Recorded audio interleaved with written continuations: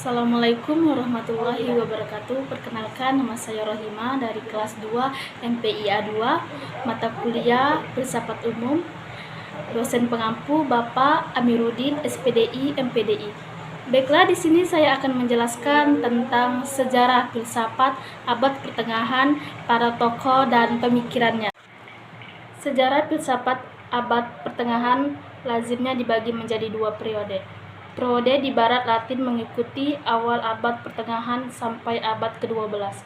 Ketika karya-karya dari Aristoteles dan Plato dilestarikan dan dibudidayakan, serta pada masa keemasan di sekitar abad ke-12, ke-13, dan abad ke-14 di Barat Latin, yang merupakan puncak dari pengembalian filsafat kuno yang diperoleh kembali dari pemikir di dunia berbahasa Arab dan berkembangan yang di bidang filsafat, agama, logika, dan metafisika. Era abad pertengahan umumnya dipandang ramai oleh para humanis di zaman Renaissance, lantaran mereka melihat filsafat pada abad pertengahan sebagai periode barbar yang menengahi filsafat pada periode klasik dari kebudayaan Yunani dan Romawi, dan kelahiran kembali budaya pangan klasik tersebut pada zaman Renaissance.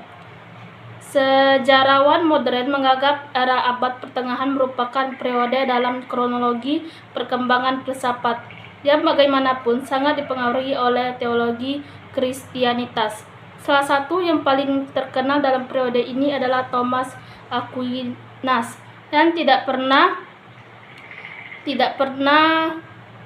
menganggap dirinya seorang filsuf dan mengkritik para filsuf kerap tidak bisa menangkap kebenaran kebijaksanaan yang memadai sebagaimana yang dapat diungkapkan oleh kebenaran Kristianitas.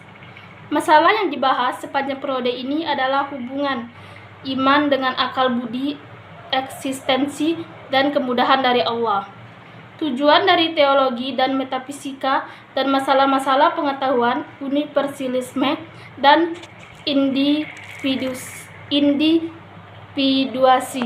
Adapun tokoh-tokoh filsafat pada abad pertengahan antara lain, yang pertama, Plotinus. Plotinus adalah filosof pertama yang mengajukan teori penciptaan alam semesta. Ia mengajukan teori emanasi yang terkenal itu. Teori ini diikuti oleh banyak filosof Islam. Teori ini merupakan jawaban terhadap pertanyaan Thales kira-kira 8 abad sebelumnya. Apa bahan alam semesta ini? Plotinus menjawab bahannya Tuhan. Filsafat Plotinus kebanyakan bernapas mistik, bukannya?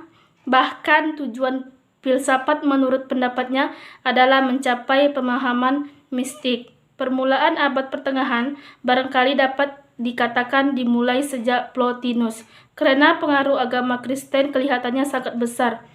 Filsafatnya berwatak spiritual. Secara umum, ajaran Plotinus disebut Plotinisme atau Neoplatonisme. Jadi, ajaran Plotinus tentulah berkaitan erat dengan ajaran Plato. Yang kedua adalah Augustinus. Ajaran Augustinus dapat dikatakan berpusat pada dua pol, Tuhan dan manusia. Akan tetapi, dapat dikatakan bahwa seluruh ajaran Augustinus berpusat pada Tuhan. Kesimpulan ini diambil karena ia mengatakan bahwa ia hanya ingin mengenal Tuhan dan Roh, tidak lebih dari itu. Ia yakin benar bahwa pemikiran dapat mengenal kebenaran. Karena itu, ia menolak skeptisisme. Ia mengatakan bahwa setiap pengertian tentang kemungkinan pasti mengandung kesungguhan. Ia sependapat dengan Plotinus yang mengatakan bahwa Tuhan itu di atas segala jenis. Sifat Tuhan yang paling penting ialah kekal, bijaksana, maha kuasa, tidak terbatas, bijaksana, maha tahu, maha sempurna, dan tidak dapat diubah. Tuhan itu kuno tetapi selalu baru. Tuhan adalah satu kebenaran yang abadi. Yang ketiga, Boethius. Boethius adalah filosof yang sesama dengan Augustinus dan memiliki gaya yang hampir berupa. Bukannya yang berjudul The Constellation of Philosophy merupakan buku filsafat yang klasik. Selain buku itu, ia juga menulis karya-karya yang berpengaruh pada abad pertengahan. Ia dikatakan sebagai penemu quadrium yang merupakan bidang studi pokok pada abad pertengahan. Ia dianggap sebagai filosof skolastik yang pertama karena ia berpendapat bahwa filsafat merupakan pendahuluan kepada agama. Sesudah Boethius, Eropa mulai mengalami depresi besar-besaran. Menurunnya kebudayaan Latin, tumbuhnya materialisme agama, munculnya feodalisme, invasi besar-besaran, munculnya supranaturalisme baru. Semuanya faktor yang dapat menghasilkan kekosongan intelektual. Semua para ilmuwan pada waktu itu lebih tertarik pada teologi daripada filsafat. Yang keempat, Anselmus. Anselmus, uskup agung Canterbury, lahir di Alphen, Italia sekitar tahun 1033. Ia menolak keinginannya ayahnya agar ia meneliti karir di bidang politik dan mengembara keliling Eropa untuk beberapa tahun lamanya. Seperti anak-anak muda lainnya yang cerdas dan bergejolak, ia bergabung ke biara.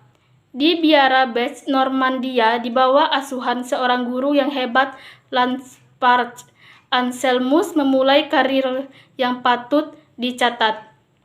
Di dalam filsafat, Anselmus kelihatannya iman merupakan tema sentral pemikirannya.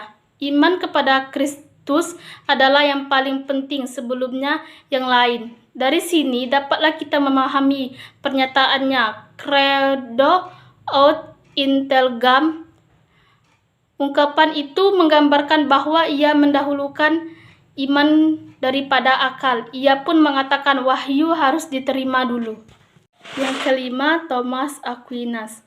Berdasarkan filsafatnya pada kepastian adanya Tuhan, Aquinas mengetahui banyak ahli teologi percaya pada adanya Tuhan hanya berdasarkan pendapat umum. Menurut Aquinas, eksistensi Tuhan dapat diketahui dengan akal. Untuk membuktikan, ia mengajukan 5 dalil argumen untuk membuktikan bahwa eksistensi Tuhan dapat diketahui dengan akal. Pemikiran pada masa abad pertengahan, filsafat Barat abad pertengahan 476 sampai 1492 juga dapat dikatakan sebagai abad gelap. Ciri-ciri pemikiran filsafat Barat abad pertengahan adalah yang pertama, cara berfilsafatnya dipimpin oleh gereja. Yang kedua, berfilsafat di dalam lingkungan ajaran Aristoteles. Yang ketiga, berfilsafat dengan pertolongan Augustinus dan lain-lain. Masa abad pertengahan ini terbagi menjadi 2 masa, yaitu masa patristik dan masa skolastik.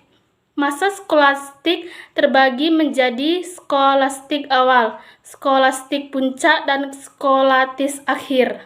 Baiklah, adapun kesimpulannya, abad pertengahan adalah abad gelapnya filsafat, karena pada masa itu segala peraturan, kebijakan, dan corak kehidupan masyarakatnya didominasi oleh ajaran-ajaran gereja, yang tujuannya adalah untuk membawa kehidupan masyarakat ke arah yang soleh.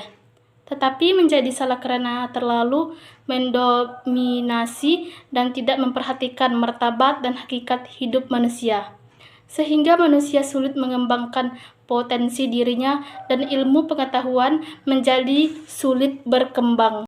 Demikianlah yang dapat saya sampaikan, kurang dan lebihnya saya mohon maaf. Saya akhiri, wassalamualaikum warahmatullahi wabarakatuh.